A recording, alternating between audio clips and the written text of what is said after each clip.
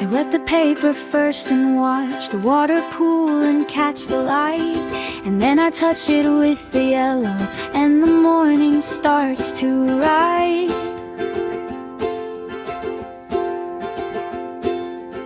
The pigment blooms across the wet like sunrise spreading through the sky. It moves without my interference, and I let it fly.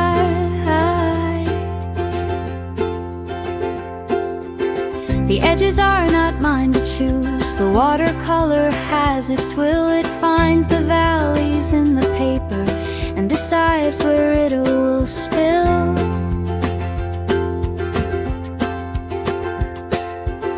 I add a little red and wait the two begin their gentle dance. The orange that they make together is the color of a second chance. The blue comes next, and where it meets the yellow there is green so bright it looks like spring has found a way onto my paper overnight.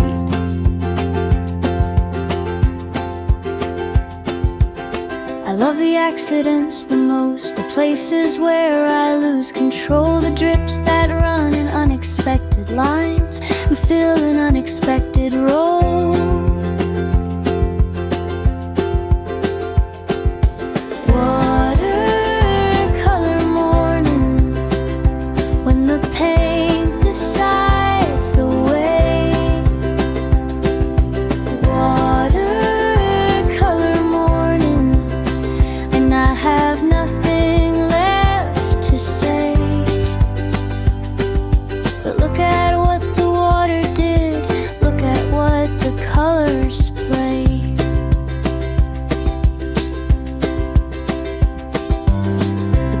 Buckles as it dries, creating tiny hills and seas, a landscape made from liquid color and a soft, uncertain breeze.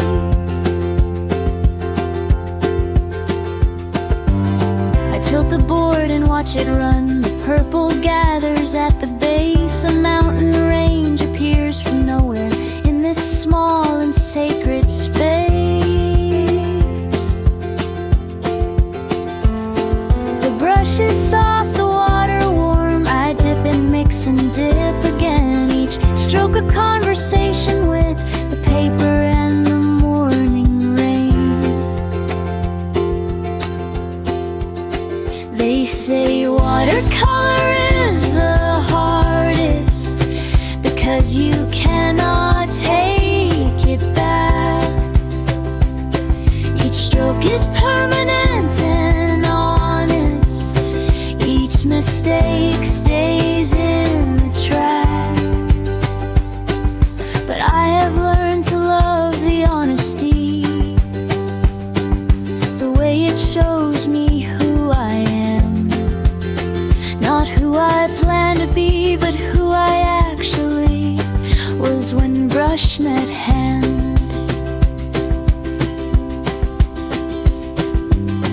Painting dries, I prop it up against the window in the light. It looks like nothing there intended, and everything feels right. A mess of color, shape, and water. A morning translated to the page. Not perfect, not precise, but breathing with the freedom of the stage. Tomorrow I will wet the paper and start again with empty white, and let the watercolors wander through another morning's light. Watercolor mornings, when the paint decides the way. Watercolor mornings, I could do this every day. Just look at what the water did, look at what the colors say.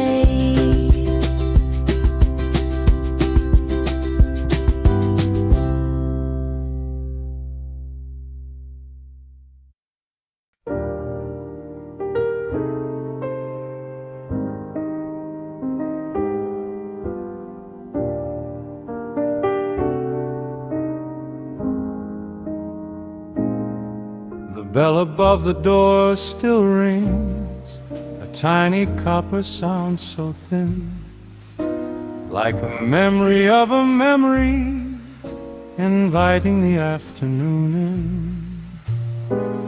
The shelves are leaning into each other, like old friends who share a wall. The spines are cracked, the titles fading, but they still stand tall. I run my hand along the row, feel the bumps of gilded letters, each book a door to somewhere else, each page a breaking of the fetters. The owner sits behind the counter, reading through his tiny glasses. He does not look up when I enter, he is used to people passing. The air smells like vanilla paper and the dust of patient years, a scent you cannot buy in bottles, a perfume made of persevered tears. I find a corner by the window where a reading chair waits, upholstered in a faded velvet, the color of forgotten days. In the old bookshop, time is different. The clock runs slow, the pages turn, and every story on the shelf has something left for me to learn. In the old bookshop I remember what it feels like not to burn.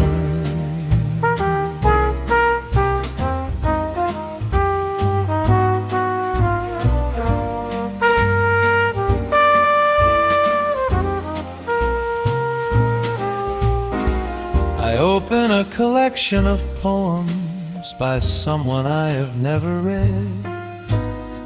The words are simple and unhurried, like bread broken and butter spread. A pencil note in someone's hand is written in the margin there. It says, I felt this too one night in the autumn of a love affair. I close the book and hold it close, the stranger's note against my chest. Two readers separated by decades, connected by the very best. There are bookshops that are temples and bookshops that are tombs, but this one feels like a living room with too many beautiful rooms. You can wander here for hours and leave with nothing but a thought, or leave with arms so full of pages you forget everything you bought.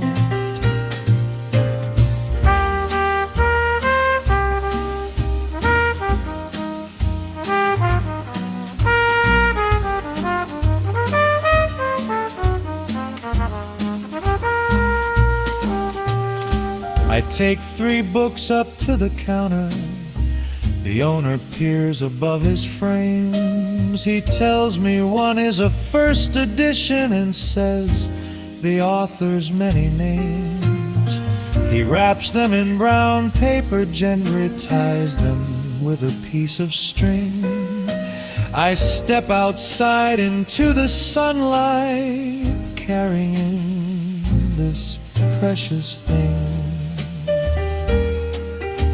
The street is loud, the traffic moves, the city does not care for books, but underneath my arm I carry 3 small worlds, 3 quiet nooks.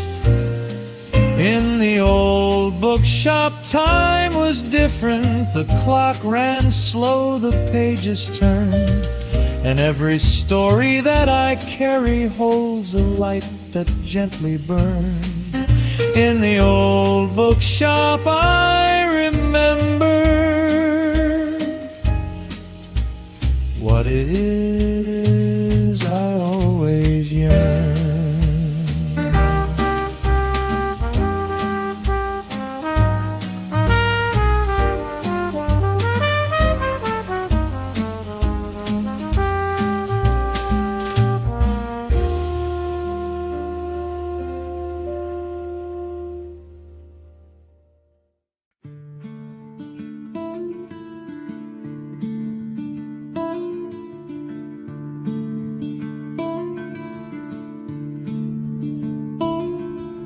Driftwood came from somewhere else, a forest or a shipwrecked hull.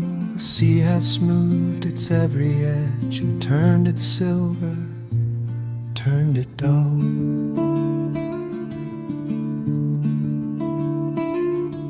I pick it up and feel the weight of all the water it has known. The salt has settled in its grain and made it something of its own.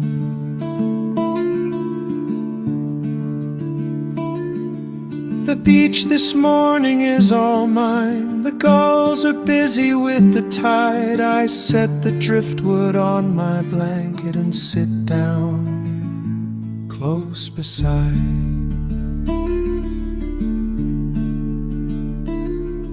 My sketchbook smells of sunscreen now. The page is slightly stiff with salt. I draw the driftwood as it lies, with every crack and every fault.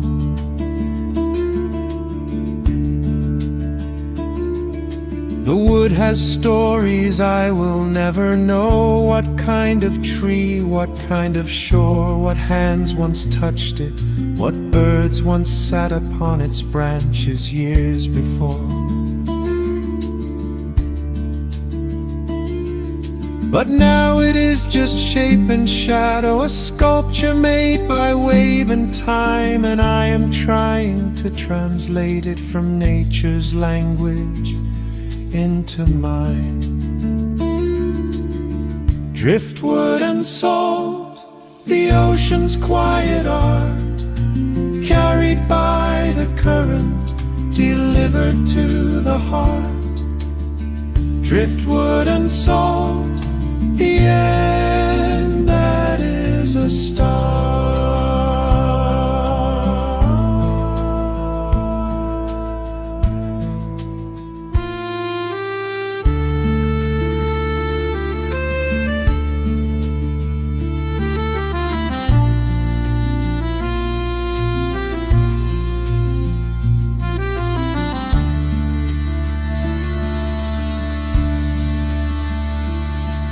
The sand is warm beneath my feet. The sun is high and white and round. I shade my eyes and look out where the sky and water share a bound.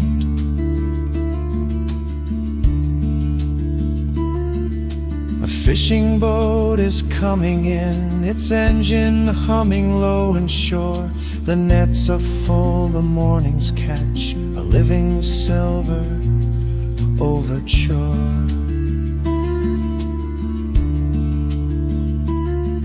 I draw the boat, I draw the wake, the V-shaped line it leaves behind, a signature upon the water that the next wave will unwind.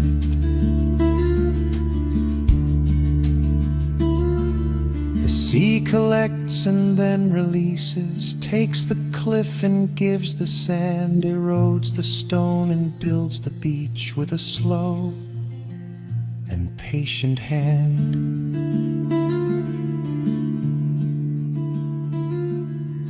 Everything that washes up was something else before it came. The sea does not destroy it, only gives the broken thing a different name.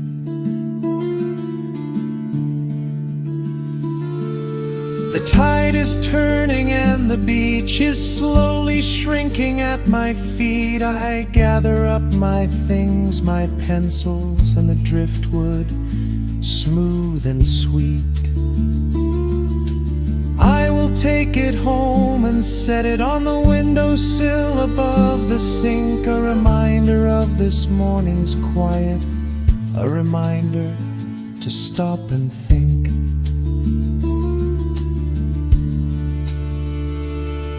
About the journey things have taken before they land upon our shore.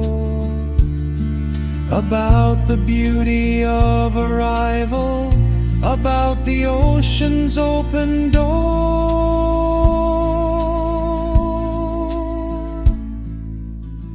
Driftwood and salt, the ocean's quiet art, carried by the current, delivered to my heart. Driftwood and salt, the ending and the start.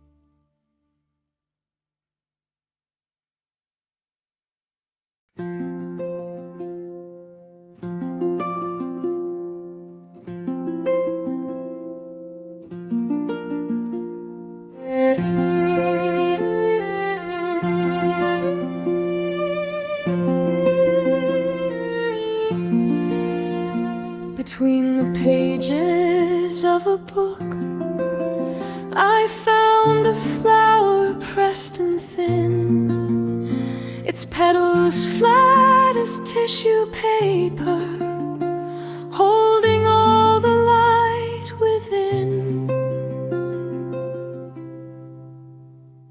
The color faded long ago, from violet to a dusty gray, but still the shape remains intact, a ghost of some forgotten May. I cannot remember placing it between these lines of borrowed prose, but someone's hand once held this bloom and chose this page and let it close.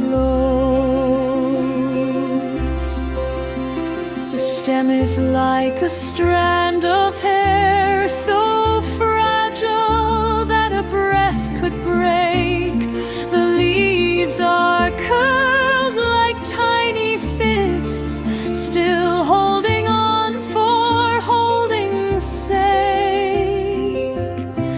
What garden did you come from, flower? What window box? What muddy bed? What pair of hands reached down to pick you? What quiet thought was in their head?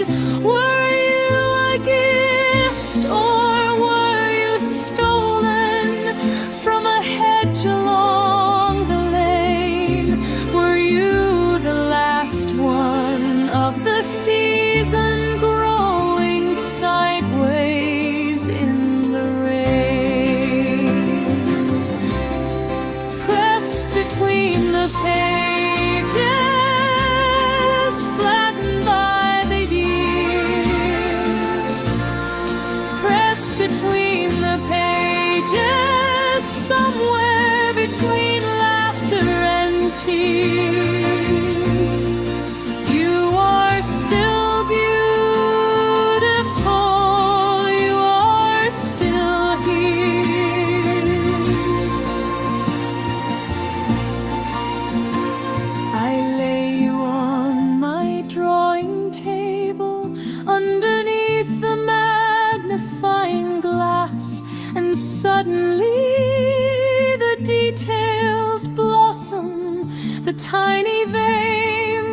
sells the mass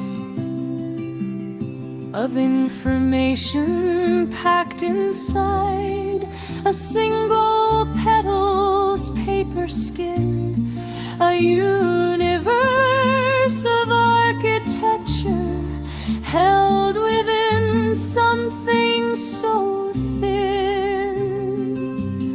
I draw you larger than you are, I give you back the room to breathe, I shade the edges where the color still remembers how to breathe.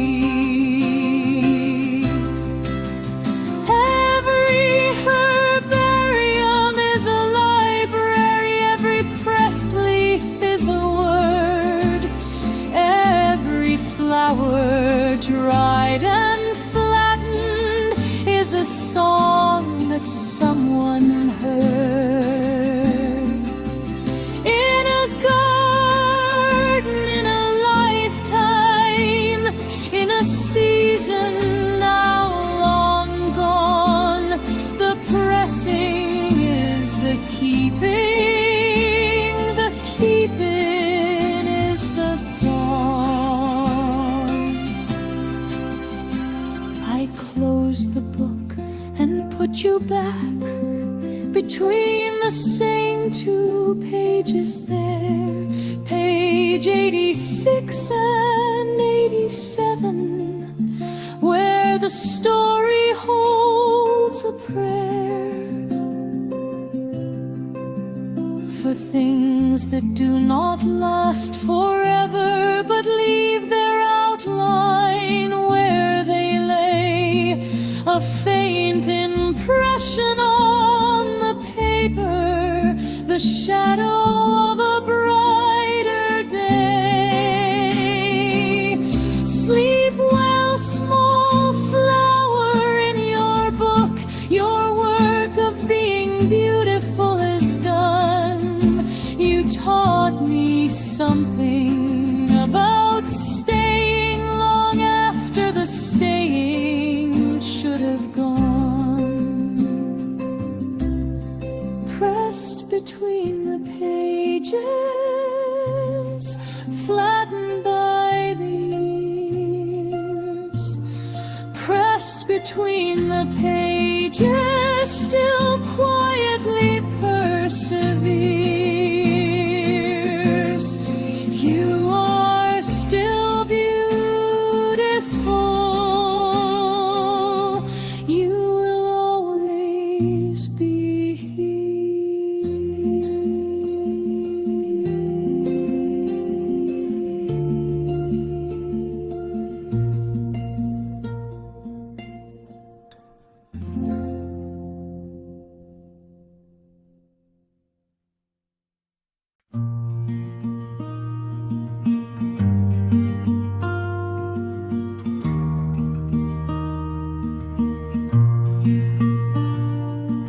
The needle finds the fabric's edge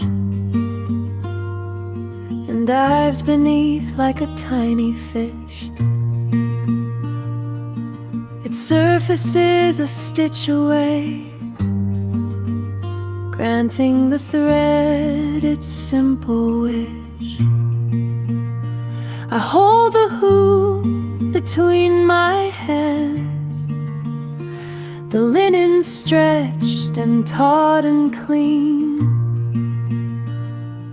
a small white canvas waiting there for the picture I have seen. The pattern calls for French knots here and satin stitch along the vine. My fingers know the way by now, they follow an invisible line. The thread is the color of a robin's egg, a blue so soft it barely shows.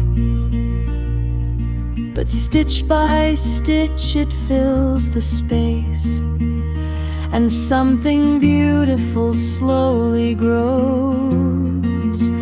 My grandmother taught me how to sew on winter afternoons like this. She said the thread connects the maker to everything they'd rather not miss. Her stitches were so small and even, mine are clumsy, wide and loose. But she would say the love is equal, the love does not reduce. Thread and needle pulling beauty through the cloth. Thread and needle, nothing lost and nothing wroth, just the patient, gentle motion of creation moving forth.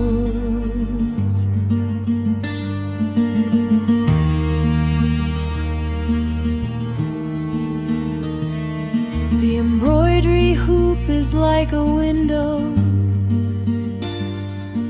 a porthole to a tiny world, where flowers bloom in cotton petals and leaves in silk are softly curled. I add a stem in olive green and thorns in dark and twisted brown. The rose I am building stitch by stitch is putting its careful roots down. Outside the rain is tapping gently, a rhythm I do not need to keep. My needle has its own tempo, somewhere between wake and sleep. There is meditation in the making, in the repetition of the hand.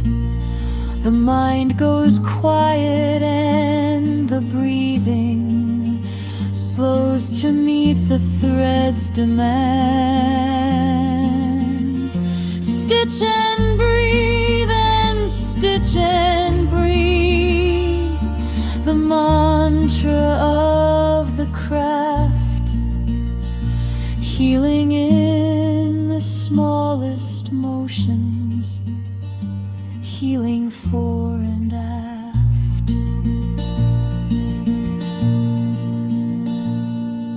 The hours have passed, I did not notice. The light has changed from gold to gray. The rose is almost finished now. A few more stitches and I will say that this small thing I made today, from thread and patience and a frame, is worth as much as any painting hanging in a hall of fame, because it held me in its rhythm, because it gave my restless mind a place to land, a place to settle, a place to leave the noise behind. Thread and needle pulling beauty through the cloth. Thread and needle, nothing lost and nothing wroth, just the patient, gentle motion of a heart that won't grow soft.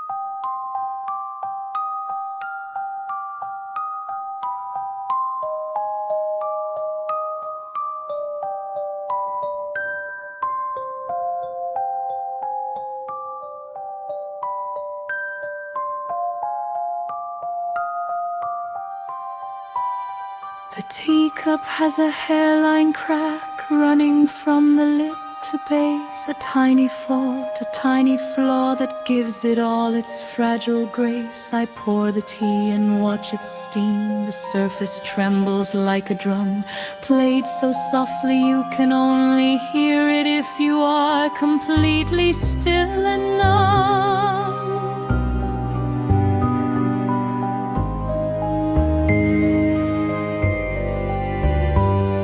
The afternoon arranges itself around this cup, this chair, this light, as if the hours were made of porcelain, translucent, breakable, and bright.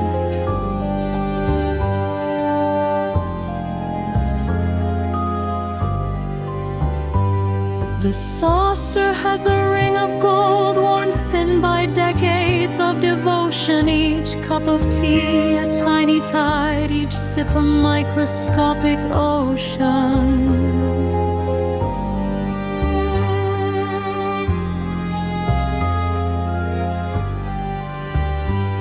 My mother drank from this same set, her mother too, and hers before. The tea has changed, the hands have changed, but the ritual remains the core.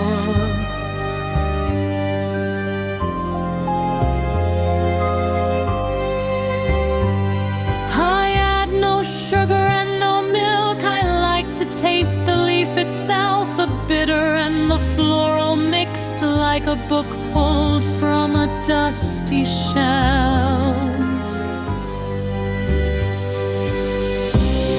These porcelain hours, so easy to break, handle with patience, handle with care.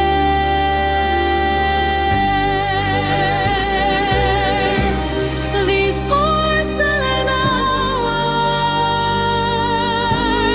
are all we can take before the evening comes and finds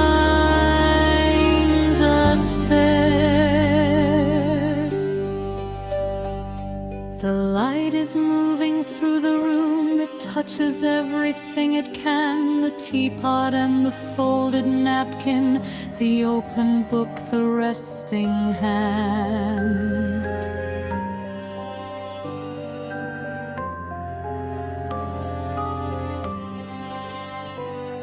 I think of all the afternoons that looked exactly like this one. The sameness is not boring, it is a kind of gently setting song.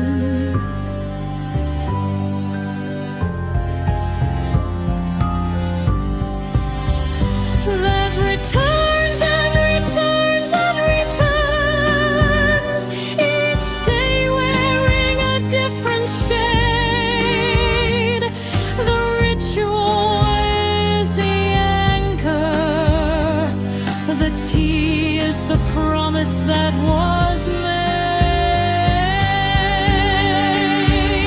In Japan they have a word for the beauty of imperfection. The crack, the chip, the mended seam deserve the deepest of affection. This teacup with its wandering line is more beautiful than when it was whole, because it carries in its fracture the story of a patient soul. The tea is finished and the cup sits empty with a ring of brown, a small circular watermark like a portrait of the afternoon's crown.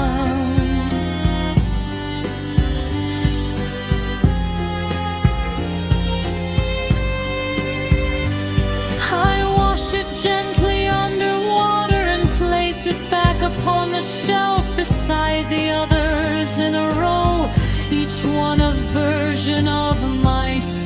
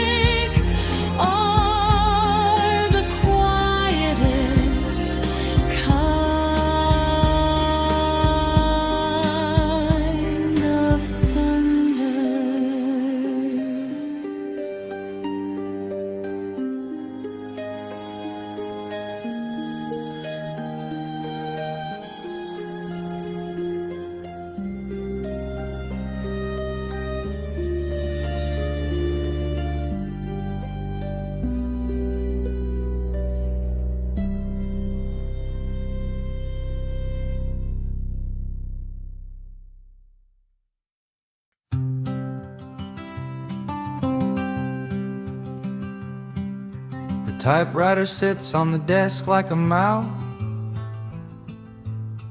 full of metal teeth and a ribbon tongue. It waits for my fingers to find the words that have been waiting to be sung. I feed a paper to the roller, hear that satisfying click. The cursor blinks, no, the cursor does not blink.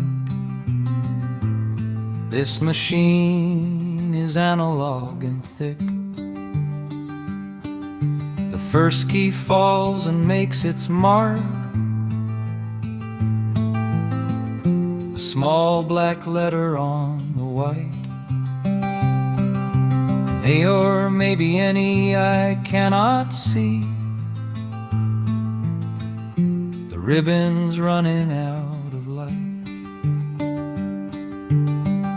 but still I type because the sound is half the reason that I write. The clatter and the ding, the carriage return, like a small bell ringing through the night. Each keystroke is a little hammer,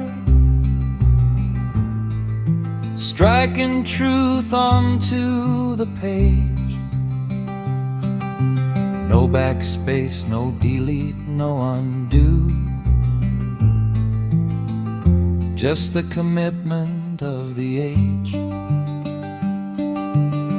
I make mistakes and I leave them in the crossed out words, the exit lines.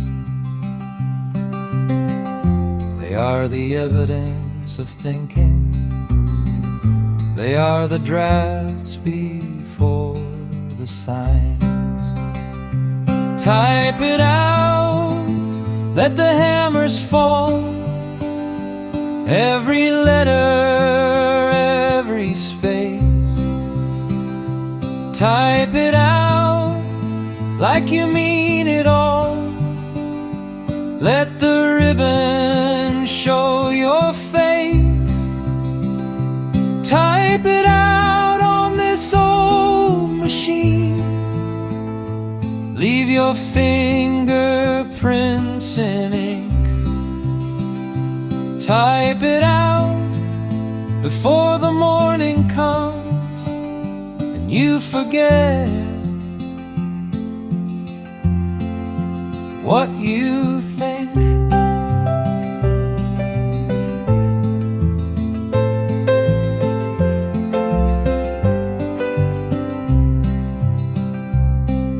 The desk is crowded with companions, a coffee cup, a dictionary, a photograph of someone smiling, and a small imaginary world I built from paragraphs and sentences and punctuation. This typewriter is my instrument, my medium of transportation.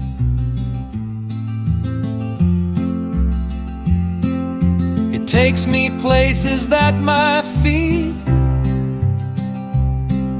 have never been and may not go.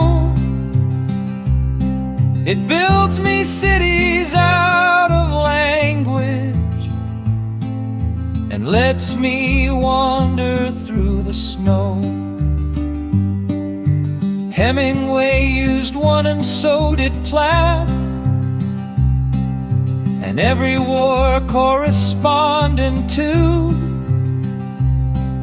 The typewriter has seen more truth than almost anything we knew. It does not auto-correct your heart. It does not suggest what you should feel. It simply waits with open arms and makes the temporary real. The page is full, I pull it free and set it face down on the stack. Tomorrow I will read it through and wince at everything I lack. But tonight the writing was enough. The act itself, the rhythmic sound, the feeling of my thoughts becoming something solid, something bound. I cover the machine with cloth, the way you tuck a child in bed. Good night, old friend, I will be back with everything I have not said. Type it out, let the hammers fall. Every letter, every space. Type it out like you mean it all. Good night, old typewriter face. Type it out once more tomorrow. Leave your fingerprints in ink. Type it out before the world gets loud and I forget what I think.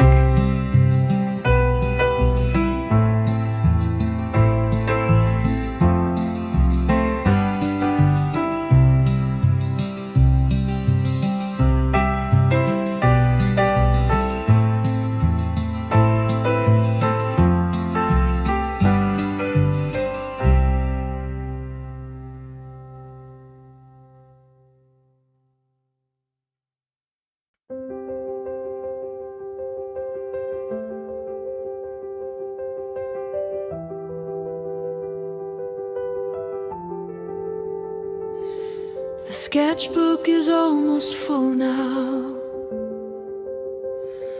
Only one white page remains.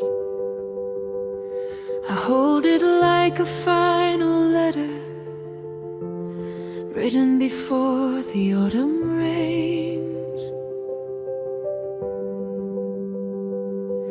Every page before this one holds a moment I decided was worth stopping for, worth drawing, worth the hours that I provided.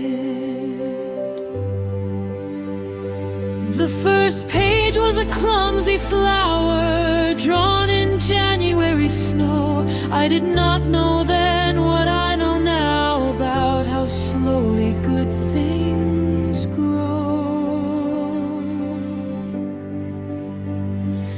Page 12 was the view from the train. The hills were moving, but I tried to catch them anyway in pencil, and the drawing blurred and sighed. Page 27 was your hands folded on the table there. I drew them while you were not looking. The light was tangled in your hair. Page 40 was the empty room after we packed the boxes up. Just the marks on the wall where pictures hung and a single coffee cup. This is the last page. What should I draw? Something beautiful or something true? Something I never saw. This is the last page, and I want it to hold everything the other pages whispered, everything they told. Page 55 was the storm at sea, drawn from the safety of the shore. The waves were taller than my pencil could properly account for. Page 60 was a self-portrait done in the mirror of a train. My face was shaking with the engine, and I looked slightly insane. But every page was practice, and every page was growing up. Every page was learning how to pour from an overflowing cup. The sketchbook is a diary that uses shapes instead of words, a record of attention paid to clouds and cats and sleeping birds. And now I am here at the ending, with one blank space left to fill. One more chance to pay attention, one more moment to be still. What deserves this final page? What is worthy of the last? Should I draw the future opening or the beauty of the past?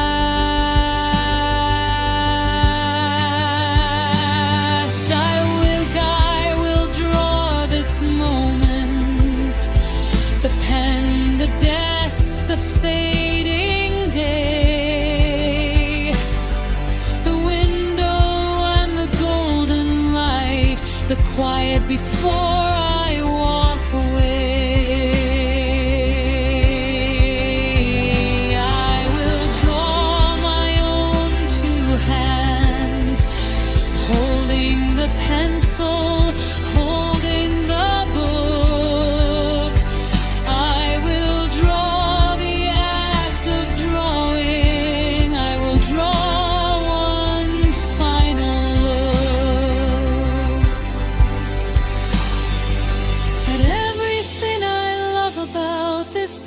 practice of the seeing eye, the patience and the imperfection, the willingness to try.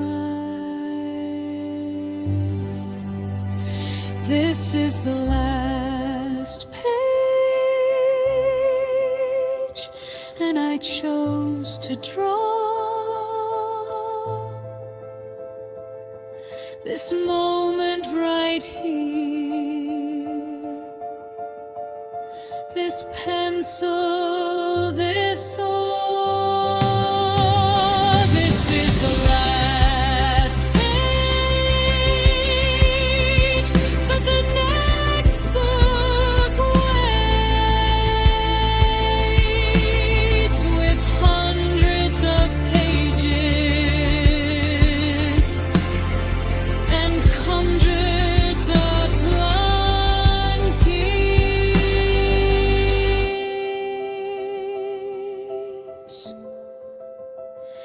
This is the last page,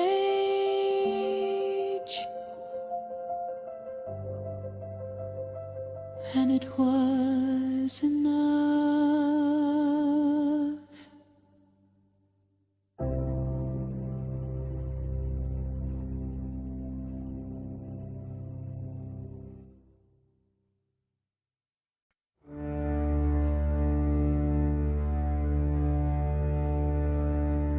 A moth is circling the lamp. Its wings make such a tiny sound, like paper folding in the dark, like footsteps barely touching ground. I watch it orbit round and round, devoted to this cone of light, and wonder what it sees in there that makes the burning worth the flight.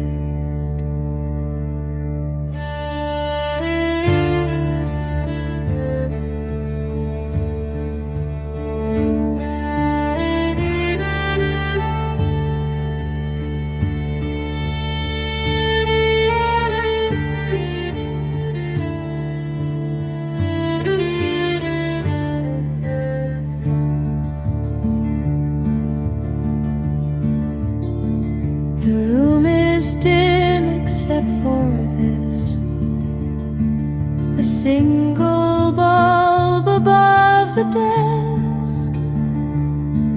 My drawing paper holds the shadow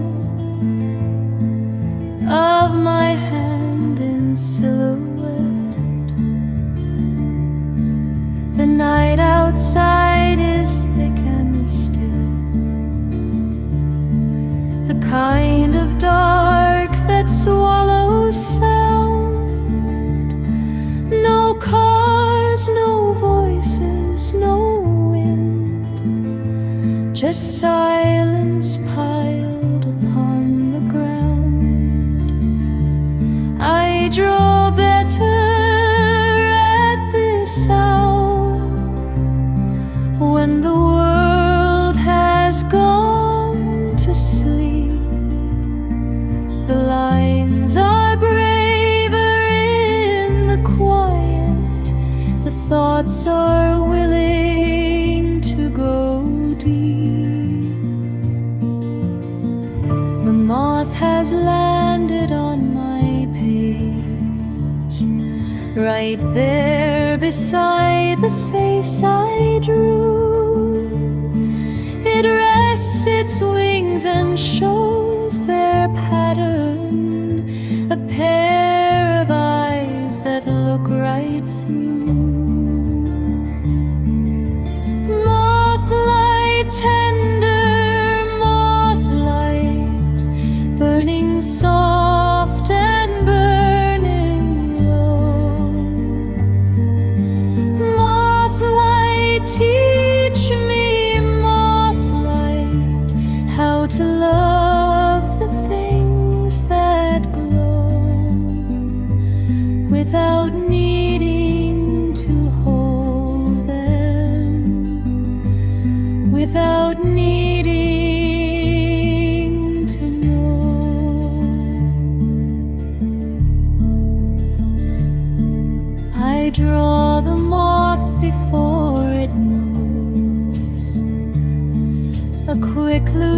scratch of wing and vein. The detail is impossible to catch, but the feeling is enough to gain. The markings look like tiny maps, like continents on fabric wings. So much beauty packed so small in one of nature's quietest things. The clock says it is after 2. The house is mine, the world is far. I am the only one awake beneath this moth-orbited star. There is a loneliness in late nights, but it is not the painful kind. It is the loneliness of choosing to stay behind, to sit with silence as a friend, to let the darkness be a room, to find the beauty in a moth and give it all this quiet bloom.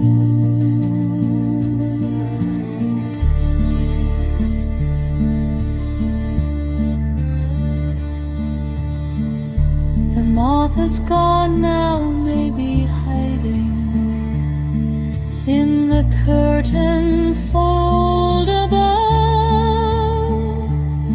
or maybe found an open window and floated off to other love. I finish up the drawing slowly, adding shadows with my thumb. The face on paper stares back at me from the night that it came from. I turn the lamp off and the dark comes rushing in like water spilled, and for a moment I can feel everything the moth had filled. Mothlight, tender mothlight, burning soft and running low. Mothlight, teach me, mothlight, how to let the beauty go, how to love the circling, how to love the glow.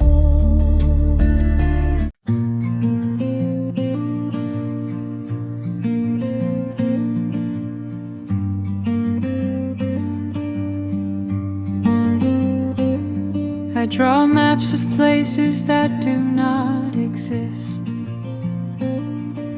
islands shaped like sleeping birds,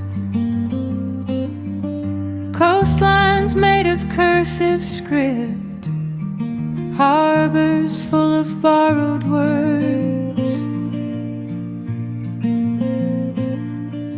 The compass rose blooms in the corner, pointing north to a sky of ink. The legend reads in a language that I engendered on the brink of sleep one night when the wind was loud and the real world felt too mapped to know. I wanted terra incognita, I wanted somewhere of my own.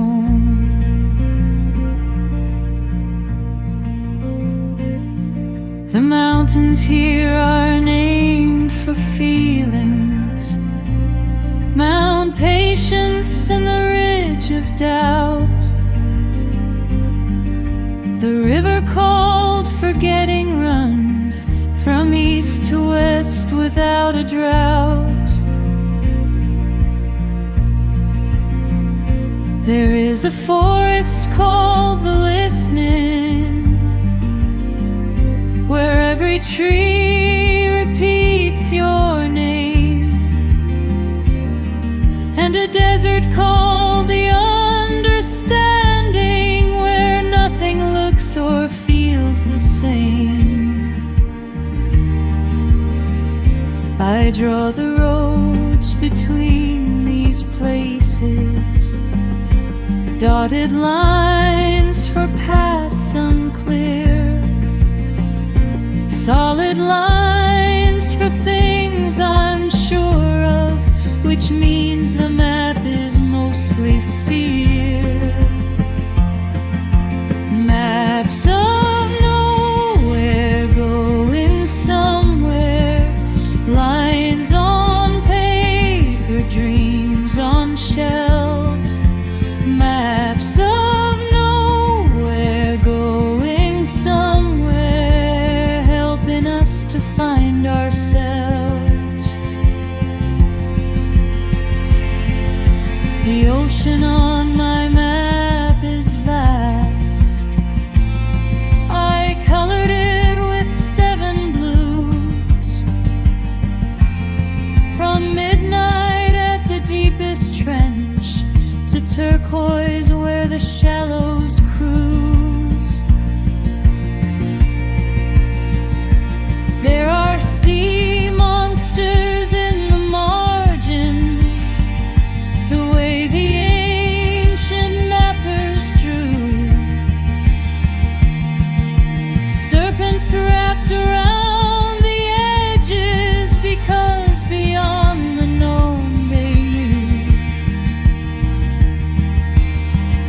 that wonder lives where knowledge ends, and beauty lives where maps go blank, and that the most important places are the ones for which no one to thank. Every real map was once imagined. Someone dreamed the route before they walked it. Someone drew the coastline before a ship arrived on shore. So my map is just as valid as any atlas on the wall, because the places that